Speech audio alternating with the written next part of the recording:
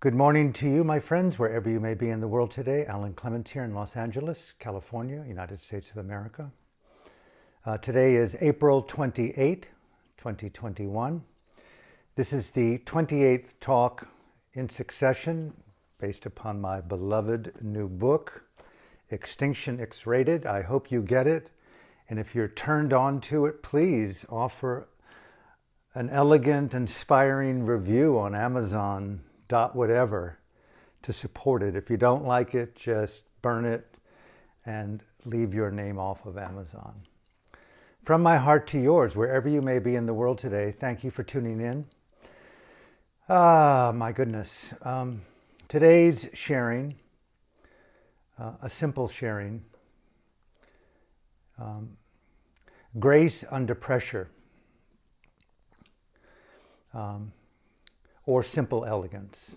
Now, I think the term grace under pressure, often attributed to Aung San Suu Kyi, I think goes way back to Ernest Hemingway, if I'm not mistaken, in a letter that he may have written to F. Scott Fitzgerald way back in the 20s, talking about courage as grace under pressure. Okay, I'd like to play in that domain with you today. The quality of simple elegance, the willingness of heart to imbue our psychology, our spirituality, our emotional intelligence, our mindful intelligence with an aesthetic of both courage to face and to feel, to engage and to elevate, face, feel, engage, elevate. And the pure intimacy, if you will, the artistry of the grace part, a stylistic part that's unique to everyone. I don't know that any one of us would ever hold hands in the same way, kiss in the same way, make love in the same way, talk in the same way, think in the same way. It's so utterly unique.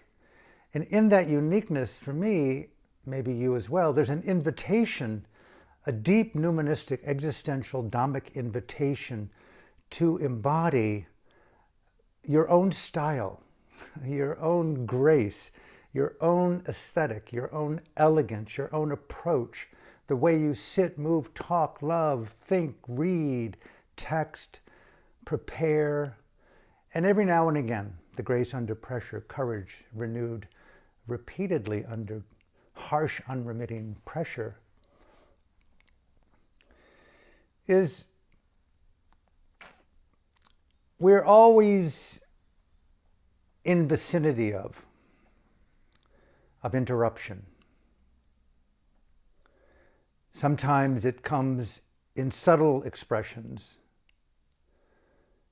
Other times there's an impending formation of psychological, emotional clouds that appear to be somewhat like a storm, and you anticipate complexity and, if not, interruption.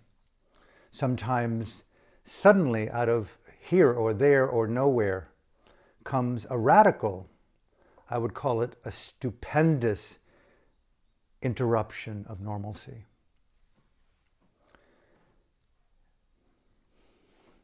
What's new, right? Welcome to the honest engagement of the tapestry of life. If we were to pause right now and feel how these stupendous waves or lightning bolts or invisible forms of contradiction to normalcy arise around the world. I can't imagine the day in the life of someone chained as a sex worker, taken from her home, from her village, and radically interrupted from the normalcy of a young child playing with the things that one plays with their friends. Or out of nowhere, something called a B-52 that dropped bombs way back when, before a lot of people were born, onto this, where is that country called Cambodia?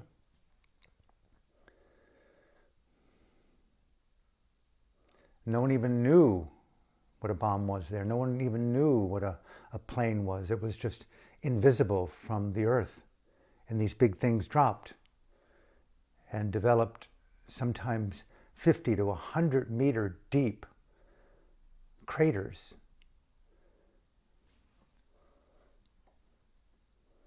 People lived deeper than those in tunnels. I've heard of stories of people who never saw the light of day for 10, 12 years.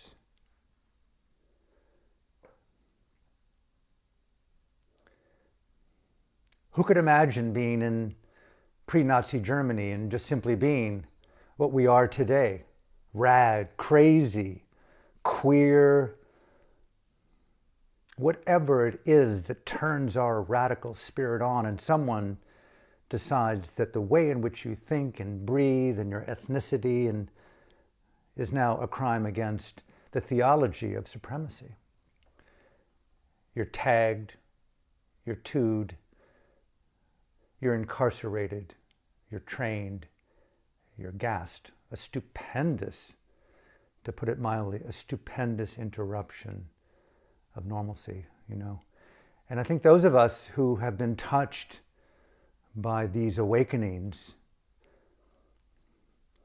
have turned towards the Dhamma, the yogic, the philosophical, the deeply existential intelligence of living to not anticipate alone, but to see the radical nature of these interruptions as something to do all that we possibly can to bring courage and grace, a simple elegance to the face of ordinary struggle, if not epic horror.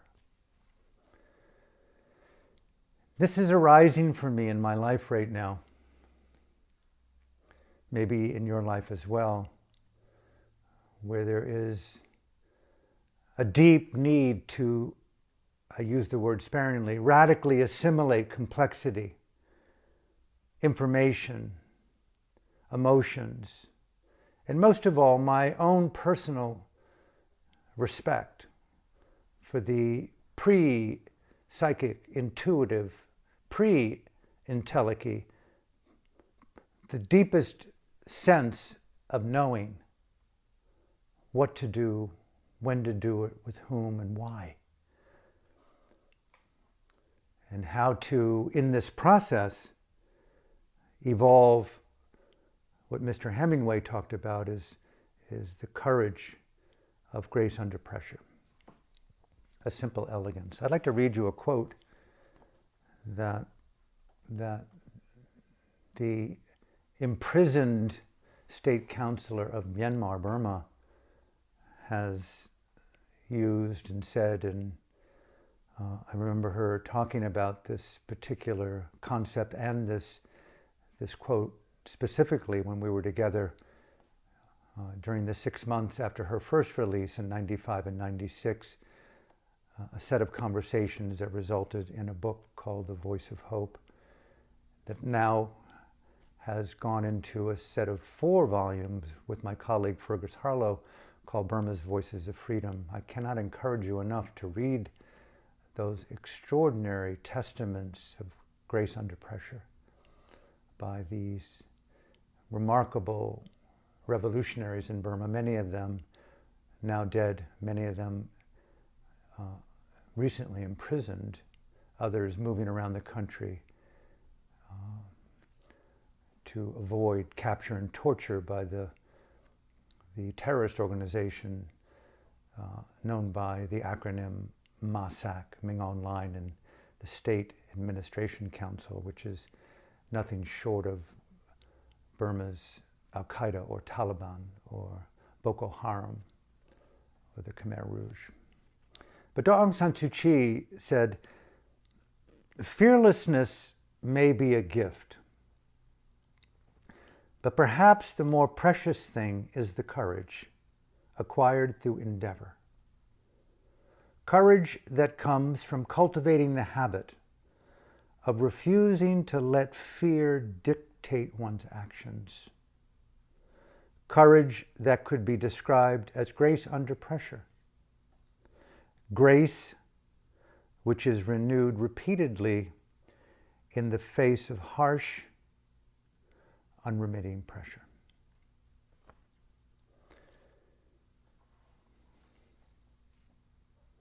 I don't know if you can or desire to relate, but in the process of where I am sitting at this moment, choosing to simply live in honor of my own human process, in no means trying to teach or disseminate, but a self-therapeutic sharing that I find very valuable to me in my life. And I'm honored to have the few people that tune in and communicate both here and now, and also those who choose to reach out through text and various other ways to express what they think and feel. I honor that and respect that.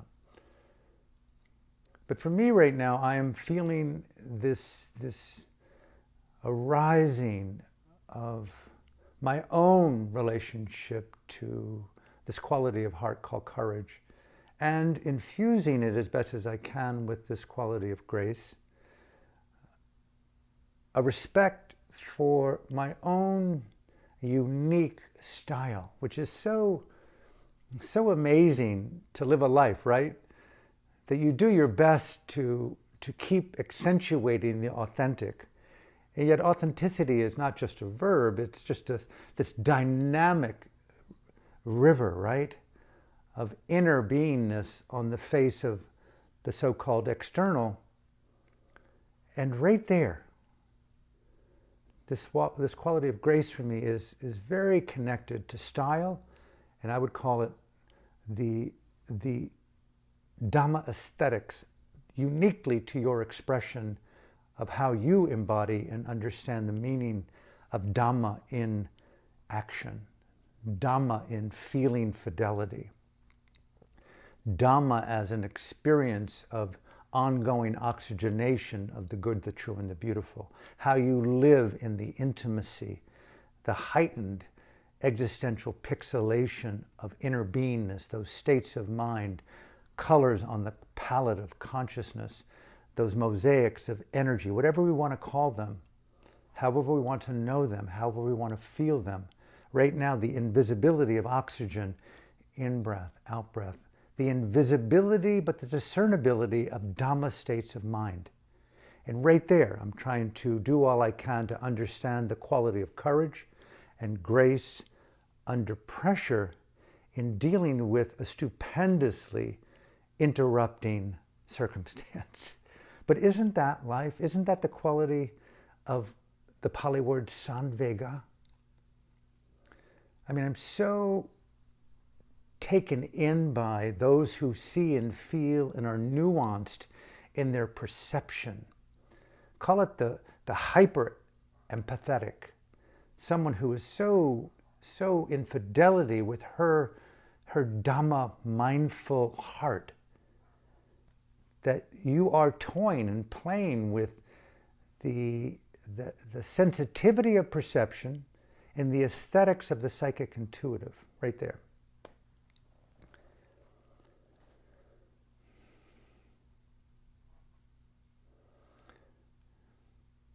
I remember meeting Aung San Suu Kyi in '95, and she talked to me about, and we talked together about courage and grace. And I remember her recalling a story. I can't think it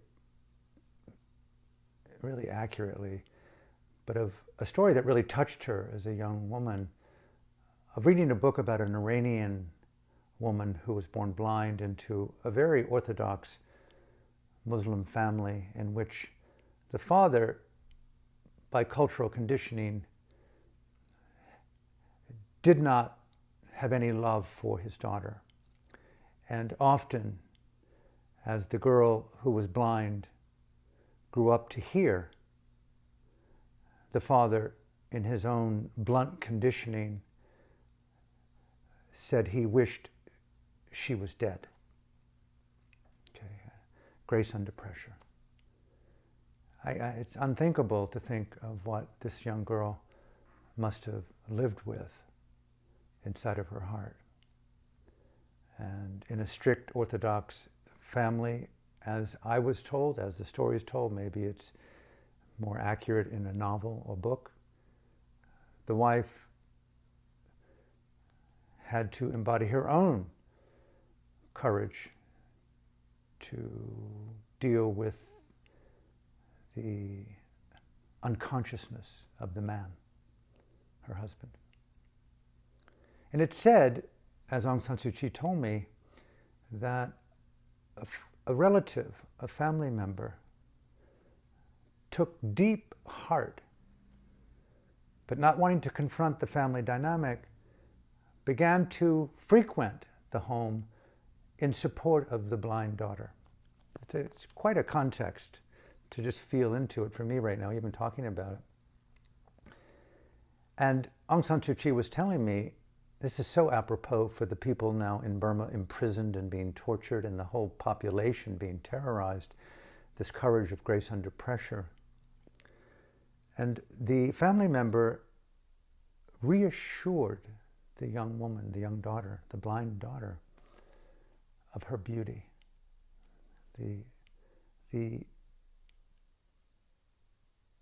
The word grace, the elevation of beauty, of an emotional, intelligent aesthetic of self-love and respect for the intimacy of other. However we want to determine how we deal with complexity and at times radical interruptions of normalcy, of how to embody grace under pressure. And the father increased his intensity of wishing his daughter were dead. Grew up her whole life like this. Well, as Aung San Suu Kyi told me, this girl grew up based upon the one family member, the Kalyanamita, the Deva, the angel, the goddess, in form or in atmospheric relationship that's not discernible, visible, audible, but felt. The Deva within, the Deva without. Based upon this woman's dedication to courage and grace under pressure, she communicated self-worth to the blind girl, self-respect, what to honor in herself, the beauty of her inner being, despite the unremitting pressure of a figure, a dominant figure, wishing this child who never even saw this man with her eyes, that she was dead. And that story really touched me at the time, and it still does today, and I've been recalling it more and more. And I just so wish the people who were imprisoned under the most harsh conditions in Burma could hear our beloved Aung San Suu Kyi. May I just repeat the phrase again, should on the off chance it get into those prison cells in Burma or anywhere else around the world. Those who really, really are looking for that Deva, that Iranian woman, family member, talking to the blind daughter, giving her hope and inspiring her own grace to stumble with her own understanding of style, aesthetics, and courage, right? Fearlessness may be a gift, but perhaps the more precious thing is the courage acquired through endeavor, courage that comes from cultivating the habit of refusing to let fear dictate one's actions. There's something so rad about that. Refusing to let fear dictate one's actions. That means, for me, really knowing the tapestry, the texture, the photonic auditory vibrational energy of the fear and the masks of fear and the ways in which fear is so disguised. And I refuse the propaganda of fear. I see it, I'm going to naturalize it, I'm going to humanize it, but I'm going to bring grace there.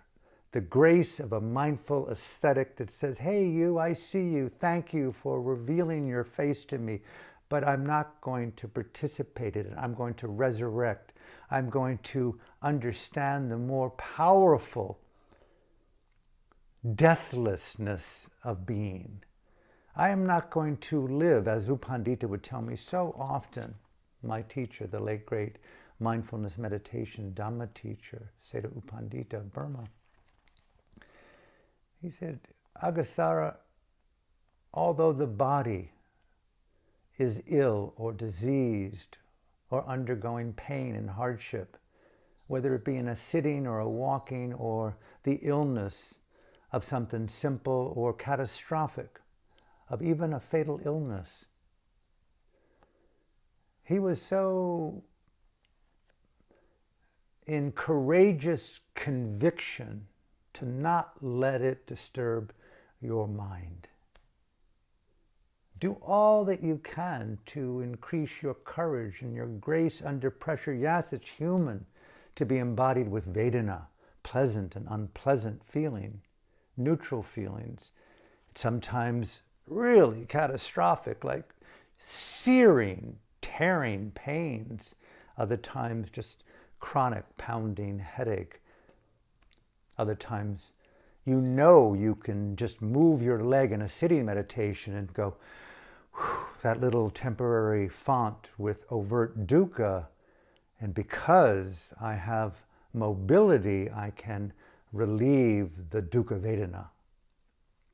I must understand that causality because there are a lot of people, you yourself, being born into this world, you cannot move the body sufficiently enough. You cannot control the mind and body sufficiently enough, Alan, to tell yourself not to be radically interrupted by illness, by aging, by even death. You, as I'm telling myself today, have to be the Iranian woman telling yourself in your own emerging eyesight from the blindness to reality, awaken, Alan, awaken. Feel the courage to confront and challenge all these inevitabilities in being born. And at times, minor interruptions, but always present. And I so cannot even believe I'm repeating this as much as I am, but it's ever present. I can't imagine, mid-sentence, mid-breath, 250,000 plus of our fellow sister, brother, human beings around the world. Somewhere in that breath cycle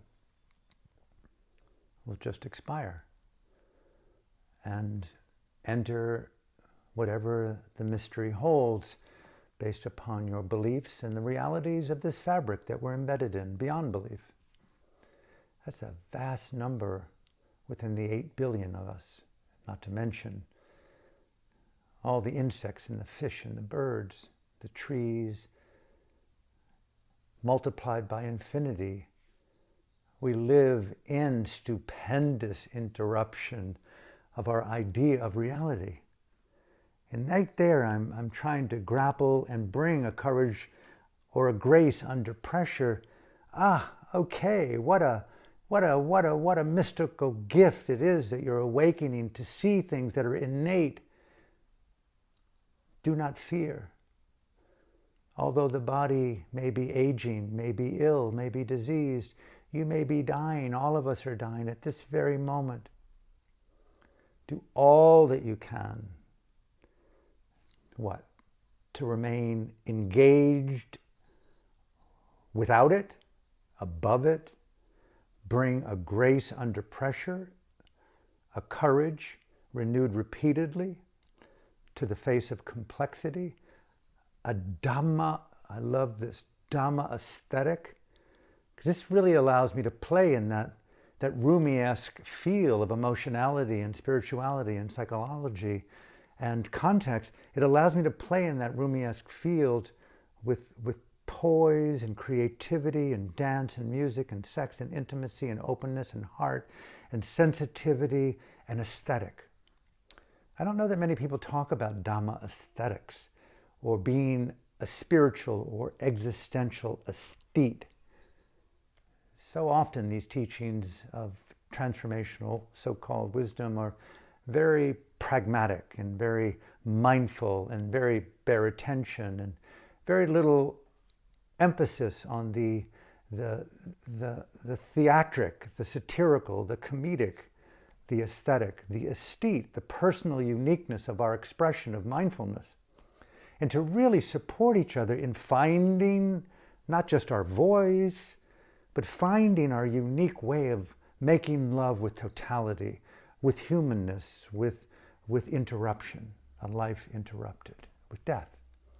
Dance together. Bring the good and bad together in a unified expression of courage under pressure. So I want to close today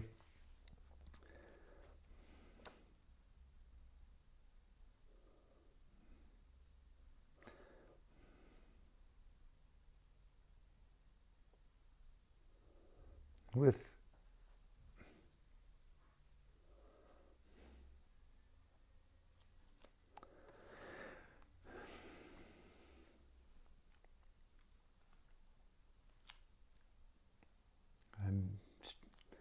I'm feeling, I'm bringing my own courage here with you to be in the most truthful space with myself. That's the most important thing to me.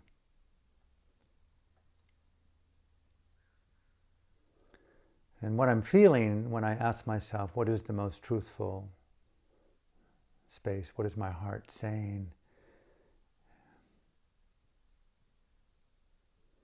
It's saying simplicity. It's saying transparency. It's saying, which some of you know, it's saying, hello, it's been a gift to have you in my life.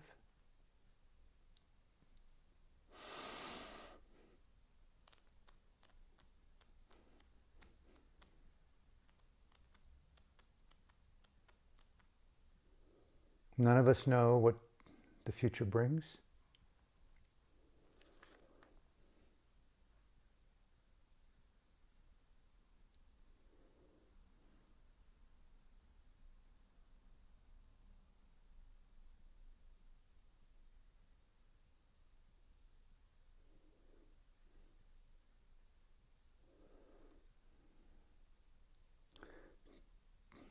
To feel.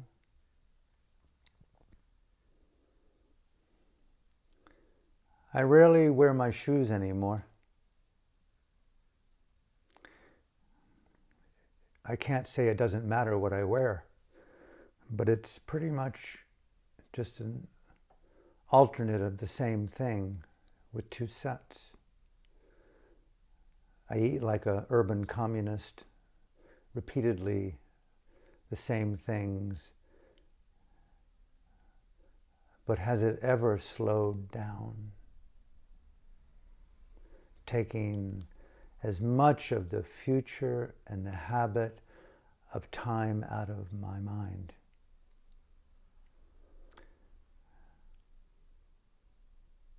This call to courage and this call to grace under pressure, the empowerment of aesthetic, that's the point here for me, is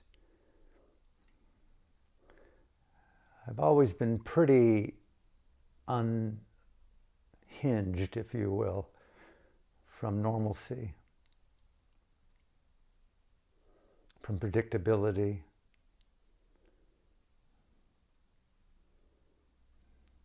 And right now, this this courage is having to interface with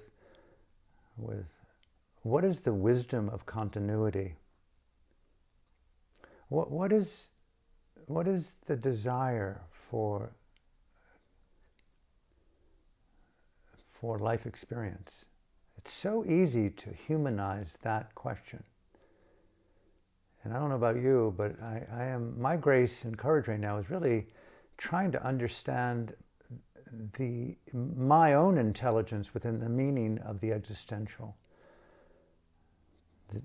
the radical transcendental, but without negating or neglecting the deep human as well.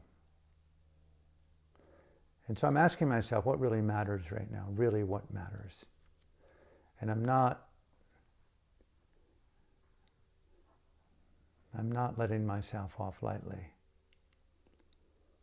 And I'm trying to keep an open mind there, because the issues of fear and the masks of fear are very, very subtle. I know you know that. I know we all know that. And so just want you to know, whoever you are, wherever you are, those of you who know. Many of you have never met. Many of us may not ever meet. There's something deeper than hope. I would call it the dignity of innate trust that life is larger than my decisions, and I'm not going to negate wise decisions, but just simply said, I love you, I honor you, and from my heart to yours, may you remind me, and I in my own way remind you, to remind others to keep this meme of courage and grace under pressure, because whatever we imagine other people suffering, we ourselves are in and on the same planet. All of us are being called upon to transcend our normalcy, our comforts, our health, our belief in continuity, the preciousness of those few people near us. Yes, yes, yes. What can you bring to them that is so beautifully virginal, enchanted, poetic? At the same time, a call to the most intuitive greatness in all of us, and allow that Iranian woman to be in our lives. You may be blind to some realities, but remember that grace is the ability of the human heart to find beauty in the face of suffering. From my heart to yours, I hope to see you tomorrow.